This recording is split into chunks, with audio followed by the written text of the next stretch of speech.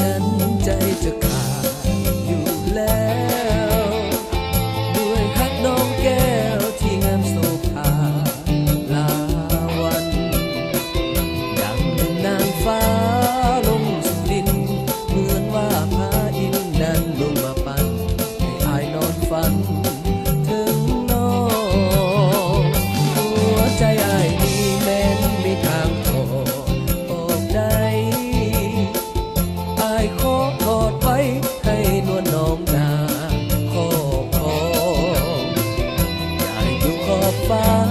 ที่แดนใดถึงจะแสนไกลอายก็จำต้องกลับมาหาน้องจากวันสายน้ำคลองไหลรังเดียบไปก็เหมือนดังน้ำใจอายไหลมานั้นขอให้น้องเจ้าจงสงสารอย่าปล่อยอายเลยผ่านแดนสวรรค์แห่งนี้ไปไกลเพียงจันทร์สวรรค์นั้นไกลกันสู่ขอบฟ้าแต่อายจะมาคู่เคียงดวงใจขอให้ดินน้ำมากีดกันเอวป่าพาสั้นกันเอาไว้หักยอมข้ามใดเสมอ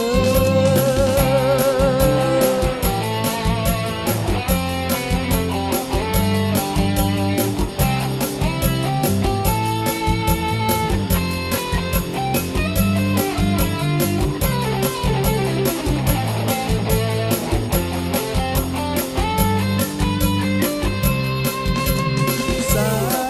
ยน้ำคลองไหลรังเดียบไปก็เหมือนดังน้ำใจอายไหลมานั้นขอให้น้องเจ้าจงสงสา